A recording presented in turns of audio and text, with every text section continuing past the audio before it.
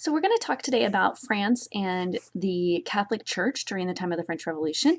So, I just wanted to kind of remind you that during this time period, the um, the nation of France is essentially a Catholic nation, and other faiths, while they might not be exactly killed, they are not well tolerated. So there's definitely persecution of religious minorities, and ever since Louis XIV had revoked the Edict of Nantes, Protestants are on the outskirts of society as well as any other faiths like Jews, and they are treated as less than citizens and not given the full rights that any Catholics French person would be given.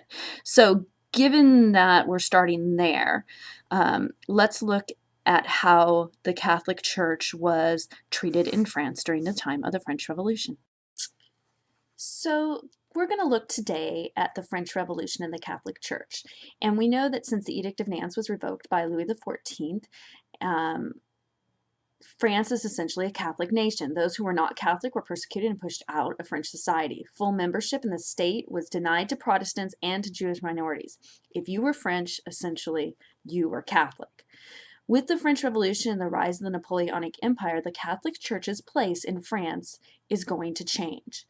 The Catholic Church would go from a place of honor in the Ancien Regime as the first estate to something that would later be scorned. Napoleon's going to bring back the Catholic Church, but it would be forever changed in France. And because of the extent of the Napoleonic Empire, much of Europe's relationship with the Church is also going to be altered.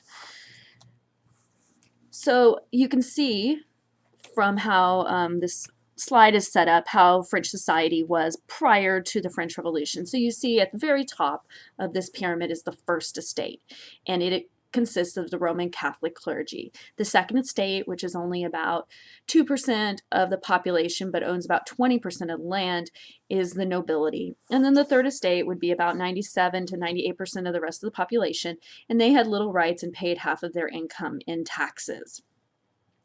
So let's look at what happened to the Catholic Church during the French Revolution. To do this, we have to first look at what was happening to the church prior to the outbreak of the revolution. France was really the birthplace of the Enlightenment. And the changing ideas of the philosophes regarding religion deeply affected how revolutionary France would come to see the place of the Catholic Church. While many philosophes saw the church as fulfilling some of the necessary roles of promoting social order and moral uprightness, many also saw the church as corrupt and power hungry. So as you see on this slide, specifically in France, there was a movement called Jansenism, which came out of the Protestant movement and the Catholic Counter-Reformation. These believers were condemned by the Catholic Church for heresy, and the French government was responsible for arresting and imprisoning many of its followers.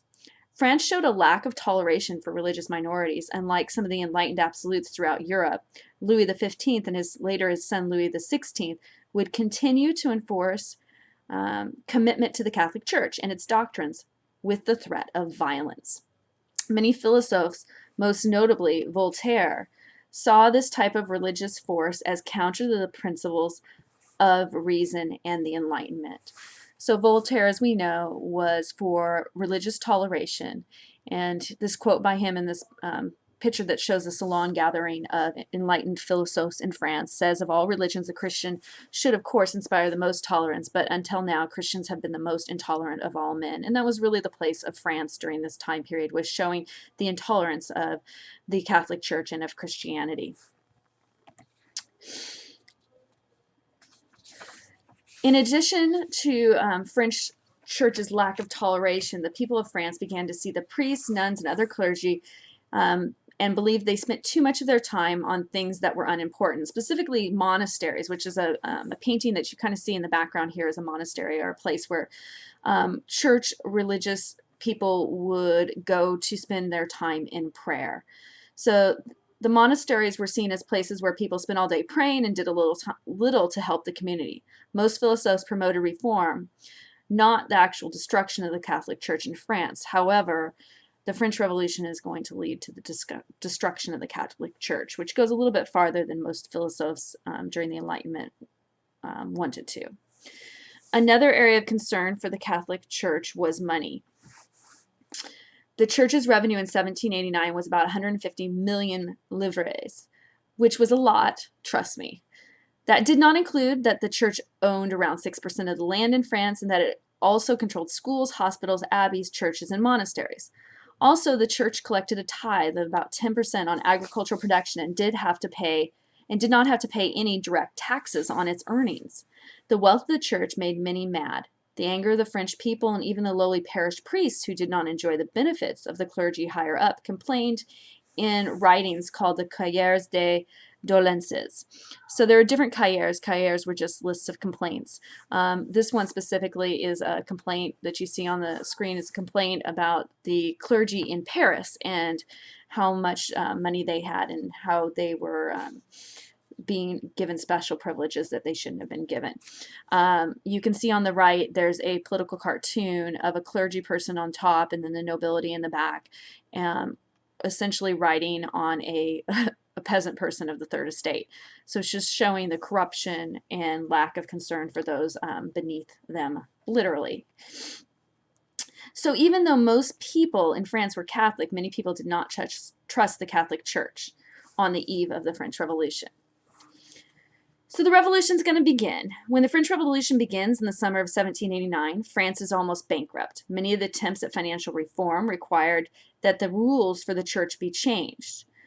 The National Assembly in August of 1789 was able to get the clergy to agree to give up the tithe and instead receive their funding from the state. Furthermore, on November 2nd of the same year, the properties of the church were placed in the hands of the state. But just a few days prior to actual nationalization of church property, the Assembly heard that women were being forced into religious life. Some of the more radical members of the National Assembly immediately proposed a halting to solemn vows. This action would eventually lead to the closure of monasteries, and their contents and properties would be used to stabilize the nation's finances. Many French citizens are actually going to protest the state's takeover of the church. But the boundaries right now between the state and the church are beginning to be redrawn. The church is going to be reorganized by the Assembly. So on July 12th of 1790, the Assembly approved what's called the Civil Constitution of the Clergy. Among the reforms included in the Constitution was that the dioceses were redrawn to line up with state administrative divisions. The clergy were to be paid based on a state salary schedule, and the priests and bishops were to be elected by citizens. And as you can see, the clergy actually voluntarily did the first two bullets, gave up the tithe, and said that they would be funded by the state. But as different abuses came about with the monasteries and stuff like that, some people in the National Assembly thought that it was not enough, and that there should be a civil constitution of the clergy. Essentially, the clergy would take an oath that promised that they would be obedient to the National Assembly first and foremost. Now, this obedience was not approved by the Pope. The Pope refused to approve the agreement because obviously the clergy is supposed to be taking an allegiance to the Catholic Church and to God and the Pope. So some of the more conservative members of the Assembly actually did not support this new constitution either. So on September 20th, 1790, the National Assembly required all clergy to make a public oath of loyalty to the Constitution or surrender their salary and position. This created a division in the church between those who were loyal to the new Constitution and Assembly and those refractory priests who remained loyal to the Pope. They were also called non-jurors priests. Many priests fled and preached in the other European countries, but the division in the church would be one of the main reasons France had so many people who did not support the new government. And as you can see in the map here on your slide, the darker areas are the areas where many priests went ahead and took that civil constitution oath. The lighter areas are the areas where fewer took the oath. So you can see that these are going to be areas where there's going to be a difficulty in Paris being actually able to make the churches and the clergy do what they want.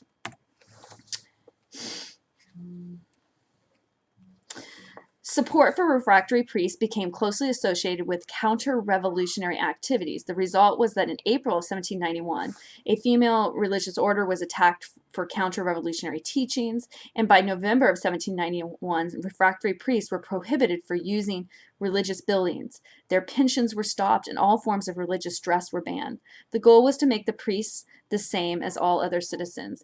And here you can see Pope Pius VI, he's being burned at the stake by a representative, essentially, of the French people, a woman who is upset because he was going against the French government and was telling the refractory priests not to take this oath. Anti-sentiment increased with the French declaration of war on Austria in 1792. Many believed the refractory priests were plotting with the enemy. With the fall of the monarchy and the arrest of Louis XVI in August of 1792, the assembly ended all religious orders, including those staffing schools and hospitals. Refractory priests were told to leave or be arrested and deported. And with Prussian forces advancing on Paris, French citizens, fearing the prisoners in the jails would join with the approaching enemy forces, commenced what would be called the September Massacres. So prior to this, you can see this political cartoon is showing England, which was also allied against France during this time with Prussia and Austria. And they saw England as a devil trying to ruin France. Now, the September Massacres, and this political cartoon was published right after the September Massacres, essentially showing that the French people were animal-like. The September Massacres, you had about 1,200 prisoners who were killed over the course of a few days, including at least 200 priests. A new republic would be proclaimed on September 22nd, 1792, which would start year one of the republic. And the Catholic Church in France and throughout Europe is going to, again, be changed. The new republic and its tribunal, created in March of 1793, would work to identify those against the revolution and punish them. More and more priests and nuns during this time would be arrested and placed on trial, while only a small number were guillotined. The trials were meant as a warning. Instead of decreasing the number against the republic, counter-revolutionaries actually gained support, especially in western France. In the republic, the Catholic Church would become synonymous with counter-revolutionary activities. The Republic followed a policy of what's called de-Christianization, which attempted to rid France of religion. Some priests were actually forced to marry, and priests that attempted to keep practicing were arrested and deported. In October of 1793, public worship was forbidden, church bells were pulled down, streets were renamed to remove the word saint, some religious art was destroyed, and churches were converted into warehouses or even stables. In an attempt to eliminate Sunday from the calendar, a new revolutionary calendar was created. There would now be 10 days in a week, and months would be renamed after seasons. And here is an example of a picture supporting the cult of the Supreme Being, which is essentially a cult of reason that was started to focus people on the ideas of the new republic and away from the Catholic Church. The Republic realized that they would need to put something in place for the church. Many cults were developed, but none seemed to really take the place of the Catholic Church. Ceremonies and festivities were started to memorialize the martyrs of the Revolution, such as Jean-Paul Marat. One of the most popular cults was the cult of reason, as you see here, which worshipped the goddess of reason. Robespierre would introduce the cult of the Supreme Being as a new state religion in 1794, but it would be relatively unsuccessful. So what then happened to the Catholic Church? It was still in France, but it had been moved into the private sphere, and the laity was made to take over and even provide communion because of the lack of priests. Instead of ending Catholicism in France, the Catholic Church was actually revitalized. It may have lost political power, but it gained power over the people personally. With the growing rebellion in the provinces to the policies of the Republic, the National Convention in 1795 realized that it could no longer continue de-Christianization. And you can see here, I took the same map on the right from the people who were less likely in the clergy to declare allegiance to the civil constitution. So those would be the lighter areas. And you can see a correspondence with the lighter areas and then the areas of rebellion that were occurring against the Republic. So obviously, the Catholic Church was instrumental in people's ideas of the Catholic Church, helped to foment rebellion throughout France during the time of the Republic. Even Charlotte Corday killed Jean-Paul Marat, who was one of the essentially the martyrs of the Republic, and she was known to be a very devout girl, a very religious girl from the provinces who felt it was God telling her to kill Marat. So with growing rebellion in the provinces, the policy of the Republic, the National Convention is going to no longer continue de-Christianization.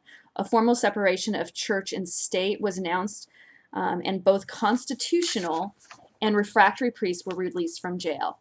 The war on the Catholic Church had ended, but the church had been fundamentally changed. When Napoleon came to power in 1799, he would embrace the Catholic Church as a way of strengthening his power. He believed that he could get the church to support him. In July of 1801, Napoleon signed the Concordat, which recognized Catholicism as the religion of the vast majority of the people, but denied it a privileged place in French society. It reasserted the civil constitution of the clergy with the addition that bishops were appointed by Napoleon. The Concordat was extended with the Organic Articles, or also called the 27 Articles, in 1802. The first article required that all instructions from Rome be approved by Napoleon. The Pope reluctantly submitted. However, as Napoleon began to take over much of Europe, he exported his policies on the church, causing the Pope and Rome to lose more and more power. Eventually, Napoleon would reconquer Rome in 1808, would conquer Rome in 1808 and arrest the Pope and take him to France as prisoner. These steps against Rome went too far and began to unite the French Catholic Church against the policies of Napoleon. These and other mistakes by Napoleon would eventually lead to his downfall, but the nature of the Catholic Church in Europe would be changed forever. There was an increasing resentment of the state being involved in spiritual matters, and Rome's power over spiritual matters would increase after the fall of Napoleon. So even though France's political power over the church increased and the church lost power in that area, the church is actually going to gain power because of the role that the laity played in the church during the time of the Revolution. So, the idea of the separation of church and state is going to come out of this, and while it'll go back to France being mainly a French nation, it really has changed to where it is not solely a French nation, and that the church is really under the control of the government. It's not going to be until 1905 in France that they again separate church and state. And now, even today, France really struggles with what it looks like to separate church and state, as they argue over whether or not people can wear crosses around their necks or whether or not a woman can wear a hijab. There's a lot to be debated. So hopefully this gives you a better understanding of how the Catholic Church responded to the French Revolution.